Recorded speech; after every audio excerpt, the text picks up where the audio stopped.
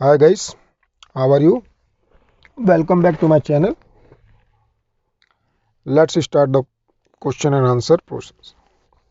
मानव शरीर की सबसे लंबी हड्डी कौन सी होती है? इसका राइट आंसर है सी, फीमर। फीमर जिसे हाई बोन कहते हैं, मानव शरीर की सबसे लंबी और मजबूत हड्डी है। यह हिप से लेकर नी तक फैली होती है और शरीर का पूरा भार सहन करती है। खड़े होने, चलने, दौड़ने, कूदने जैसी गतिविधियों में यह हड्डी मुख्य भूमिका निभाती है। फीमर की लंबाई व्यक्ति की कुल ऊंचाई का लगभग 1/4 हिस्सा होती है। इसकी मजबूती इतनी अधिक होती है कि यह शरीर का सबसे मजबूत हड्डी मानी जाती है। फीमर का बोन मैरो रक्त निर्माण हेमाटोपोप्सिस में सहायक होता है। इसके फ्रैक्चर से मोबिलिटी पूरी तरह प्रभावित हो सकती है। एल्डरली पेशेंट्स में हिप फ्रैक्चर लाइफ थ्रेटनिंग हो सकता है। बढ़ते हैं नेक्स्ट क्वेश्चन की तरफ। क्वेश्चन नंबर 2, पिट्यूटरी ग्लैंड कहाँ स्थित होता है? इसका राइट आंसर है बी, ब्रेन के सेला ट्रोसिका में। पिट्यूटरी ग्लैंड को मास्टर ग्लैंड कहा जाता है क्योंकि यह शरीर की अन्य इंडोक्राइन ग्लैंड को नियंत्रित करती है। यह ब्रेन में शेफोनॉइड बोन के सेला ट्रोसिका नामक डिप्रेशन में स्थित होती है। इसका एंटेरियर भाग एडनोहाइपोफाइसिस और पोस्टीरियर भाग न्यूरोहाइपोसाइसिस अलग अलग हार्मोन्स बनाते हैं और रिलीज करते हैं। यह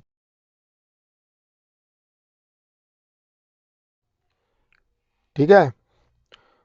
बढ़ते हैं नेक्स्ट क्वेश्चन की तरफ। क्वेश्चन नंबर 3, ब्लड का पीएच मान कितना होता है? इसका राइट आंसर है ऑप्शन नंबर बी, 7.35 टू 7.45। मानव रक्त का पीएच सामान्यतः 7.35 से 7.45 के बीच रहता है, जो इसे हल्का अल्कलाइन बनाता है। यह एसिड बेस बैलेंस शरीर की सभी मेटाबॉलिक एंजाइमेटिक एक्टिविटीज के लिए आवश्यक है। यदि पीएच 7.35 से कम हो जाए और एसिडोसिस 7.45 से ऊपर हो जाए तो एल्कोलोसिस कहलाता है। दोनों स्थितियां लाइफ थ्रेटनिंग हो सकती है।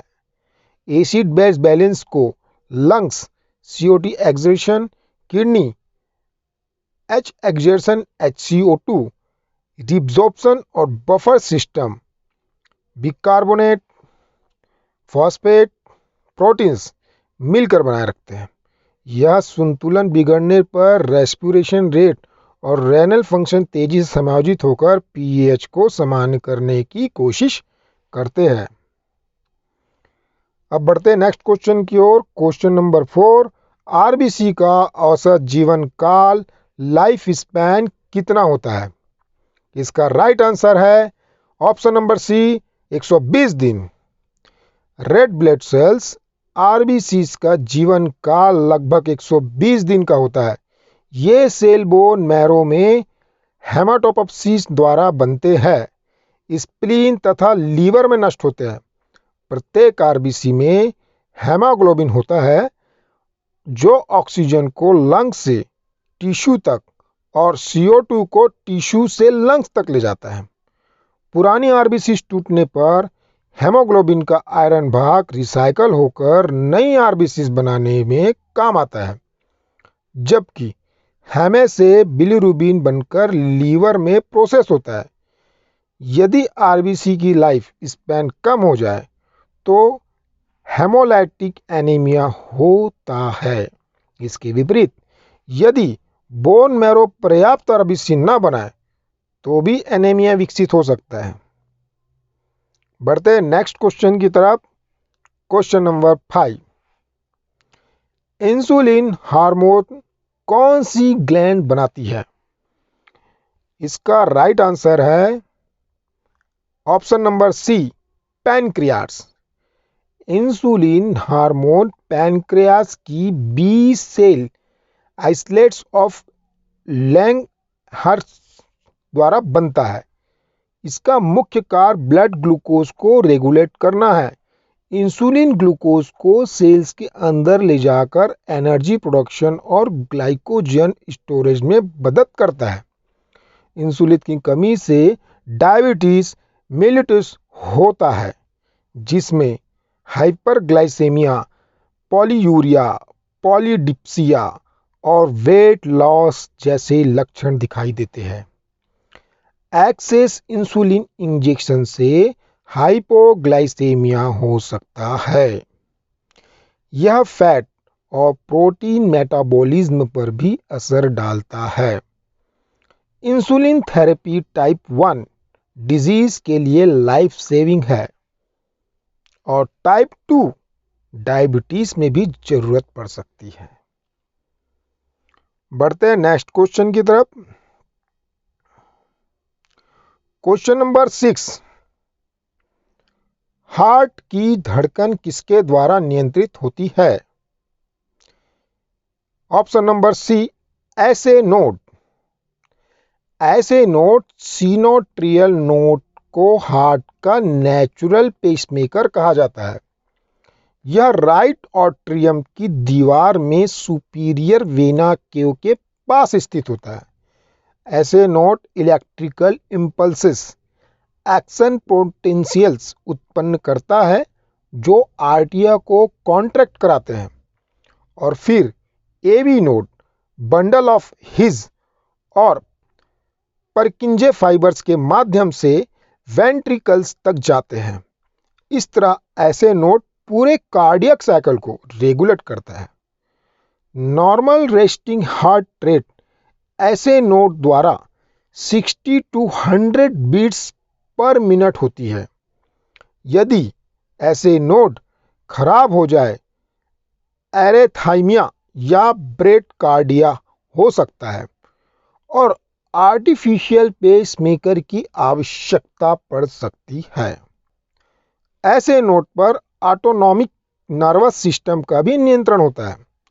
सिंपैथेटिक स्टिमुलेशन रेट बढ़ाता है और पैरासिम्पैथेटिक रेट घटाता है।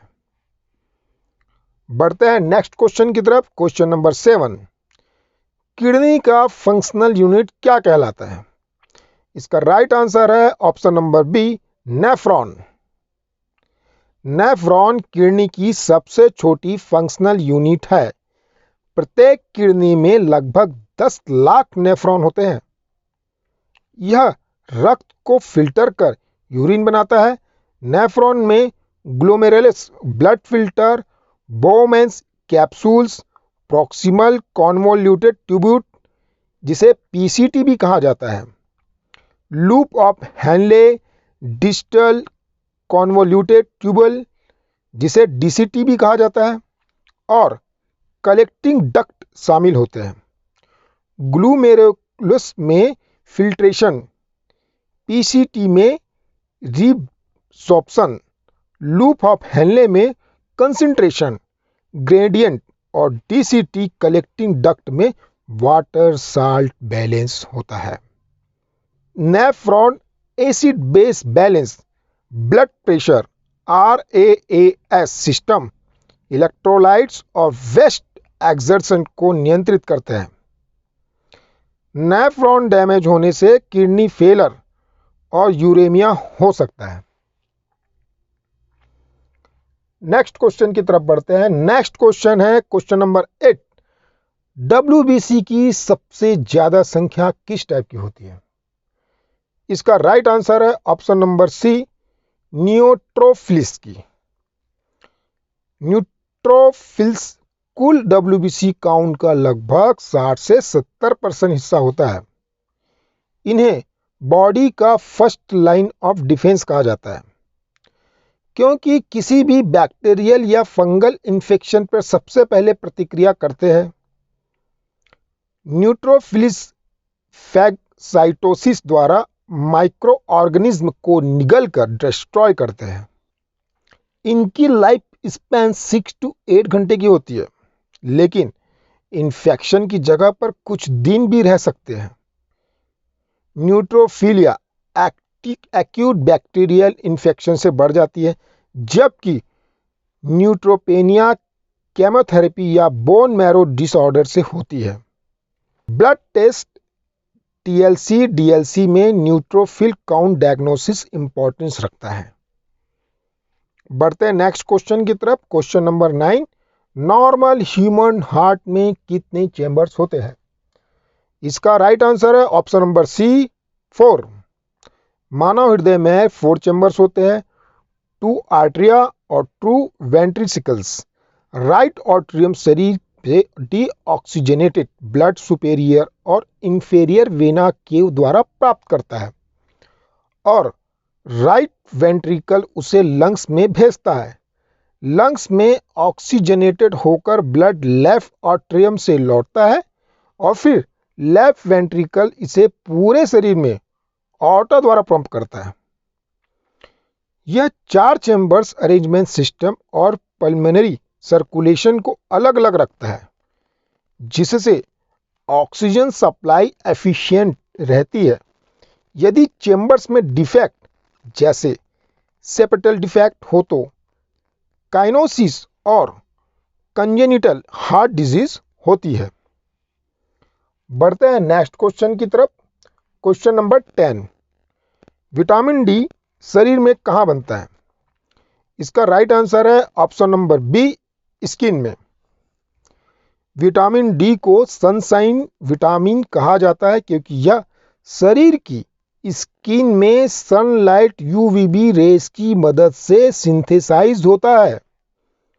स्किन में 7 डिहाइड्रोकोलेस्ट्रॉल यूवीबी एक्सपोजर से विटामिन D3 कॉलिकोलेसिफेरॉल में कन्वर्ट होता है। इसके बाद लीवर और किडनी में हाइड्रोक्सिलेशन होकर एक्टिव फॉर्म कैल्सिट्रॉल 1,2,5 डाइहाइड्रोक्सी बनता है। यह कैल्सिट्रॉल फॉस्फेट एब्जॉर्प्शन को बढ़ाता है, जिससे हड्डियां मजबूत रहती है। विटामिन डी डेफिशिएंसी से बच्चों में रिकेट्स और वयस्कों में ऑस्टियोमेलेसिया ऑस्टियोपोरोसिस होता है। पर्याप्त धूप, diet, fish, egg York, fortified milk और सप्लीमेंट से डेफिशिएंसी रोकी जा सकती है। क्वेश्चन नंबर 11, स्मॉल इंटेस्टाइन का सबसे लंबा भाग कौन सा है? राइट आंसर है इलियम। छोटी आंत स्मॉल इंटेस्टाइन 3 भागों में बटी होती है, डिओडेनम, जेजुनम और इलियम। इनमें सबसे लंबा भाग इलियम होता है, जिसकी लंबाई लगभग 3 मीटर 10 फीट की होती है। इसका मुख्य कार्य डाइजेस्टेड फूड से न्यूट्रिएंट्स को एब्जॉर्ब करना और इसकी दीवारों में विली और माइक्रोविली होते हैं, जो एब्जॉर्प्शन एरिया को कई गुना बढ़ा देते हैं। इलियम विशेष रूप से विटामिन B12 और बाइल साल्ट के एब्जॉर्प्शन के लिए जिम्मेदार होते हैं। यह लार्ज इंटेस्टाइन से जुड़ने से पहले इलियोसियल वाल्व द्वारा नियंत्रित होता है। इलियम में पियर्स पेचेस नामक लिम्फोइड टिश्यू होते हैं, जो इम्यूनिटी में भूमिका निभाते हैं। यदि इलियम का कोई हिस्सा सर्जिकली हटा दिया जाए या संक्रमित हो जाए, जैसे क्रॉन्स डिजीज में होता है, सीवर मेलबोसबन मैट्रीमेशनल डेफिशिएंसी हो सकती है। क्वेश्चन नंबर 12, हीमोग्लोबिन का मुख्य कार्य क्या है? इसका राइट आंसर है option number B, oxygen carry करना। हीमोग्लोबिन एक लोहे आयरन युक्त प्रोटीन है जो लाल रक्त कणिकाओं में पाया जाता है। इसका मुख्य कार्य फेफड़ों से ऑक्सीजन को ऊतकों तक पहुंचाना है, ऊतकों से कार्बन डाइऑक्साइड और वापस फेफड़ों तक लाना। प्रत्येक हीमोग्लोबिन मॉलिक्यूल 4 सबनिट्स से बना होता है। हर सबनिट्स में एक हेमे ग्रुप होता है जो ऑक्सीजन से जुड़ सकता है। इसका रंग ऑक्सीजन मिलने पर ब्राइट रेड और बिना ऑक्सीजन तक डार्क रेड होता है। हीमोग्लोबिन का समान स्तर पुरुष में 13 to 70 ग्राम और महिलाओं में 12 to 16 ग्राम होता है। हीमोग्लोबिन की कमी से अनीमिया होता है, जिससे थकान, पोलर और सांस फूलना जैसी समस्याएं उत्पन्न होती है। आयरन, फोलिक एसिड और विटामिन B12 इसके निर्माण के लिए अति आवश्यक है। क्वेश्चन नंबर 13, लीवर का वजन लगभग कितना होता है? इसका राइट आंसर है option number C, 1.5 kg। Liver शरीर का सबसे बड़ा आंतरिक भाग है, जिसका वजन औसतन 1.4 to 1.6 kg होता है। यह पेट के दाहिनी ओर डायफ्राम के नीचे स्थित होता है। लीवर लगभग 500 से अधिक कार्य करता है, जैसे metabolism, carbohydrate protein, fats, bile production, toxin, detoxification, storage of glycogen, vitamin A, B 12 और ब्लड क्लॉटिंग फैक्टर्स पर निर्माण करता है। यह आरबीसी की टूटे हुए भाग बिलीरुबिन को प्रोसेस करता है और एमोनिया को यूरिया में बदलता है। एक्सेस फैट या अल्कोहल इंटेक से लीवर फैटी हो सकता है। फैटी लिवर डिजीज और वायरल इन्फेक्शन से हेपेटाइटिस या कैरियोसिस जैसी गंभीर बीमारियां हो सकती है। हेल्दी लीवर के लिए बैलेंस डाइट और अल्कोहल से बचाव जरूरी है। क्वेश्चन नंबर 14 में चलते हैं। नॉर्मल एडल्ट में बीपी कितना होता है? इसका राइट आंसर है option number B 120 to 80 mmHg। सामान्य वयस्क व्यक्ति का रक्तचाप 120/80 mmHg होता है। इसमें 120 mmHg सिस्टोलिक प्रेशर होता है।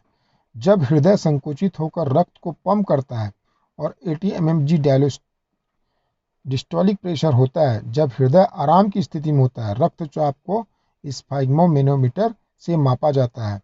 यदि यह 140/90 mmHg से ऊपर हो तो हाइपरटेंशन और 90/60 mmHg से नीचे हो तो हाइपोटेंशन कहलाता है। बीपी का नियम autonomic nervous system, baroreceptors, renin, angiotensin system और किडनी द्वारा होता है। उच्च रक्तचाप से heart attack, stroke, kidney failure और विजन लॉस का खतरा बढ़ जाता है। संतुलित आहार, व्यायाम और तनाव नियंत्रण से बीपी सामान्य रखा जा सकता है। क्वेश्चन नंबर 15 में आते हैं। आई में लाइट सेंसिटिव सेल्स कौन सी होती है? ऑप्शन नंबर ए रॉड्स और कॉन्स। मानव नेत्र की रेटिना में दो प्रकार की लाइट सेंसिटिव सेल्स होती है। पहला rods, second cons. Rod sales dim light रात में देखने में मदद करती है, जबकि कॉन्स सेल्स ब्राइट लाइट रंग पहचानने में सक्षम बनाती है। प्रत्येक रेटिना में लगभग 120 मिलियन रॉड्स और 6 बिलियन कॉन्स होते हैं। रॉड्स में रोडोप्सिन नामक पिगमेंट होता है जो विटामिन ए से बनता है। इसकी कमी से रात को दिखाई देना कम हो जाता है। नाइट ब्लाइंडनेस कॉन्स 3 प्रकार के होते हैं। रेड, ग्रीन, ब्लू लाइट के लिए रेटिना की सेंट्रल पोर्शन मैकुला लुटिया में कॉन्स सबसे अधिक पाए जाते हैं, जो क्लियर और कलर विजन के लिए जिम्मेदार होते हैं। रेटिना डैमेज या विटामिन ए डेफिशिएंसी से विजन पर गहरा असर पड़ सकता है। अब आते हैं क्वेश्चन नंबर 16 की तरफ। ब्लड क्लॉटिंग के लिए कौन सा विटामिन जरूरी है? ऑप्शन नंबर डी विटामिन के। विटामिन के रक्त के थक्के ब्लड क्लॉट बनाने के लिए अत्यंत आवश्यक होता है। इसका नाम कोआगुलेशन शब्द से लिया गया है, जो क्लॉट फॉर्मेशन को दर्शाता है। विटामिन के लीवर में क्लॉटिंग फैक्टर्स प्रोथ्रोम्बिन के निर्माण में सहायता करता है। यदि शरीर में विटामिन के की कमी हो जाए तो मामूली चोट पर भी रक्त बहना बंद नहीं होता। इसे हेमोरेजिक टेंडेंसी कहते हैं। नवजात शिशुओं में इसका स्तर बहुत कम होता है, इसलिए जन्म के तुरंत बाद विटामिन के इंजेक्शन दिया जाता है ताकि नियोनेटल ब्लीडिंग से बचाव हो सके। यह हरी सब्जी, पालक, मेथी, ब्रोकली, लीवर और सोयाबीन ऑयल में प्रचुर मात्रा में पाया जाता है। एंटीबायोटिक्स के लंबे उपयोग में भी इसका कमी हो सकती है, क्योंकि गट बैक्टीरिया का निर्माण करते हैं। Question number 70। डायफ्राम का मुख्य कार्य क्या है? Option number B respiration. Diaphragm एक मांसपेशी झिल्ली है जो छाती, थोरेसिस और पेट एब्डोमिनल को अलग करती है। सांस लेने की प्रक्रिया में मुख्य भूमिका निभाती है। जब हम सांस अंदर लेते हैं, डायफ्राम नीचे की ओर सिकुड़ती है, जिससे छाती का आयतन बढ़ जाता है और हवा फेफड़ों में प्रवेश करती है। जब हम सांस छोड़ते हैं, ऊपर की ओर ढीली होती है, जिससे फेफड़ों में हवा बाहर निकल जाती है। यह इन्वॉल्यूंटरी मसल्स और मेडुला ऑब्लोंगेटा द्वारा नियंत्रित होती है। यदि डायफ्राम का चोट लग जाए या पैरालिसिस हो जाए तो व्यक्ति को सांस लेने में अत्यधिक कठिनाई होती है। आर्टिफिशियल वेंटिलेशन की आवश्यकता पड़ सकती है। Question number 18। सबसे बड़ा लिम्फेटिक ऑर्गन कौन सा है? राइट आंसर है सी नंबर स्प्लीन। स्प्लीन शरीर का सबसे बड़ा लिम्फेटिक ऑर्गन है। यह बाई और पेट के ऊपरी हिस्सों में स्थित होता है। इसका मुख्य कार्य रक्त को फिल्टर करना और पुराने रक्त कणिकाओं को नष्ट करना। इसके अलावा यह इन्फेक्शन से लड़ने के लिए लाइम्फोसाइट्स और एंटीबॉडीज बनाता है। स्प्लीन को ग्रेवयार्ड ऑफ आरबीसीज कहा जाता है क्योंकि यहाँ पुरानी आरबीसीज टूटकर आयरन और हीमोग्लोबिन पुनः उपयोग के लिए संग्रहित किए जाते हैं। यह बॉडी की इम्यून रिस्पॉन्स को मजबूत करता है। प्लेटलेट स्टोरेज का भी काम करता है। यदि स्प्लीन रप्चर हो जाए जैसे एक्सीडेंट में तो इंटरनल ब्लीडिंग हो सकता है, इसलिए यह लाइफ थ्रेटनिंग स्थिति होती है। स्प्लीनेक्टमी स्प्लीन रिमूवल के बाद संक्रमण खतरा बढ़ जाता है। क्वेश्चन नंबर 19, आरबीसी बनाने की प्रक्रिया क्या कहलाती है? राइट आंसर है ऑप्शन नंबर सी, इराइथ्रोपोसिस। आरबीसीज बनाने की प्रक्रिया को इराइथ्रोपोसिस कहते हैं। यह प्रक्रिया मुख्य रूप से बोन मैरो में होती है। इराइथ्रोपोसिस को नियंत्रण करने वाला प्रमुख हार्मोन इराइथ्रोपोटीन है, जो किडनी द्वारा तब सीक्रेट किया जाता है जब रक्त में ऑक्सीजन का स्तर कम होता है। हाइपोक्सिया इस प्रक्रिया में स्टेम सेल्स में इमेच्योर इराइथ्रोब्लास्ट बनते हैं, जो मैच्योरेशन के बाद मैच्योर नॉन न्यूक्लिएटेड आरबीसी में बदल जाते हैं। Vitamin B12, folic acid, iron, protein इस प्रक्रिया के लिए आवश्यक पोषक तत्व है। आरबीसीज का निर्माण बढ़ाने के लिए ऊंचाई वाले क्षेत्रों में शरीर स्वाभाविक रूप से इराइथ्रोपोटीन सिक्रेशन बढ़ा देता है। अनीमिया, किडनी फेलर या बोन मैरो डिसऑर्डर में यह प्रक्रिया बाधित हो सकती है। क्वेश्चन नंबर 20, जो कि लास्ट क्वेश्चन है, हियरिंग और बैलेंस किस ऑर्गन्स को कंट्रोल करता है? Option number B, ear. कान केवल सुनने का अंग नहीं है बल्कि शरीर के संतुलन को बनाए रखने में भी प्रमुख भूमिका निभाता है। कान 3 भागों में विभाजित है, बाहरी आउटर, मध्य मिडल, आंतरिक इनर ईयर। ईयरिंग के लिए इनर ईयर में कोहिला जिम्मेदार होता है, जो साउंड वेव्स को इलेक्ट्रिकल सिग्नल्स में बदलकर ऑडिटोरी नर्व के माध्यम से ब्रेन तक पहुंचाया जाता है। बैलेंस के लिए सेमी सर्कुलर कैनल्स और वेस्टिब्यूल काम करते हैं, जो सिर की स्थिति और गति को डिटेक्ट करते हैं। जब ये सिग्नल्स में गड़बड़ी होती है तो चक्कर आना, वर्टिगो या बैलेंस लॉस हो सकता है। इन्फेक्शन या ट्रॉमा के कारण भी ईयर की फंक्शन पर असर पड़ता है, इसलिए कान का स्वस्थ हियरिंग और बैलेंस दोनों के लिए अत्यंत आवश्यक है। तो गाइस, ये हमारे टोटल क्वेश्चन थे 1 से लेकर 20 तक। यदि आपको थोड़ी भी इसमें हेल्प मिली होगी तो मेरे चैनल को लाइक करें, सब्सक्राइब करें और शेयर करें। तब तक के लिए मिलते हैं नेक्स्ट वीडियो में। Bye and good luck.